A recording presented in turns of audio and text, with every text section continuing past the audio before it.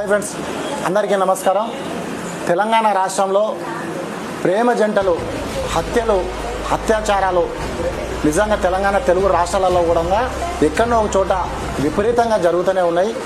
అయినప్పటికీ కూడా జగిత్యాల జిల్లా వెల్లటూరు మండలంలో ఒక యువతి బీసీకి సంబంధించిన వర్గానికి సంబంధించిన అమ్మాయిని ఎస్సీ కులానికి సంబంధించిన అబ్బాయి కుల వర్గాలు చూసి నువ్వు ఎస్సీ కులానికి సంబంధించిన అబ్బాయి అని చెప్పేసి వాళ్ళు గత 2 సంవత్సరాలుగా ప్రేమించుకుంటున్నారు.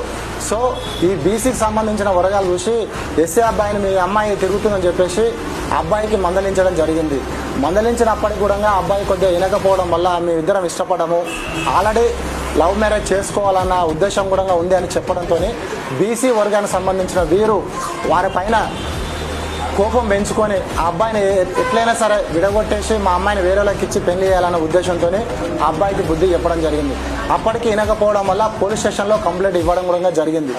ముఖ్యంగా ఇచ్చిన తర్వాత కూడా ఆ అబ్బాయి ఏం చేసిండో అమ్మాయి వాళ్ళ ఇంటికి వచ్చి ఆ అమ్మాయికి పెళ్లి సంబంధాలు వస్తున్నాయని చెప్పి తెలుసుకొని వచ్చి వాళ్ళ కుటుంబ సభ్యులతోని వాగ్వాదానికి దిగడంతో అప్పటికీ వాళ్ళ కుటుంబ సభ్యులు ఆగ్రహం కట్టలు తెంచుకొని ఆ అబ్బాయిని ఎట్లయినా సరే హతమార్చాలన్న ఉద్దేశంతో వైన్స్ కాడికి పిలిపించి వైన్స్ వెనక్కి అలా తన తండ్రి తనకు కావాల్సిన బాబాయ్ అమ్మాయికి సంబంధించిన బాబాయ్ ఇద్దరు కలిసి ఆ అబ్బాయిని కత్తితో ఒడిచి చంపడం జరిగింది.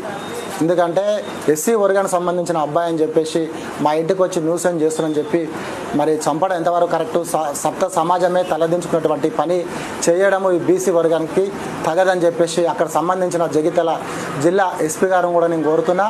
ఈ అబ్బాయిని చంపినందుకు వీరిపైన రాష్ట్ర ప్రభుత్వం కఠినంగా చర్యలు తీసుకోవాలని ఆ విధంగా జిల్లా ఎస్పీని కూడా నేను కోరుతున్నా. వారిపైన చట్ట ప్రకారంగా చర్యలు తీసుకొని వారిపైన కేసులు ఏదైతే ఉన్నావో నమోదు చేసి ఇలాంటి ఘటనలు ఎస్సీ దళితులపైన ఇలాంటి ఘటనలు జరగకుండా పునరావృత్తి కావాలని చెప్పేసి రాష్ట్ర ప్రభుత్వాన్ని కోరుతూ అక్కడ జిల్లా ఎస్పీని కూడా నేను విజ్ఞప్తి చేసి కోరుతా ఉన్నా.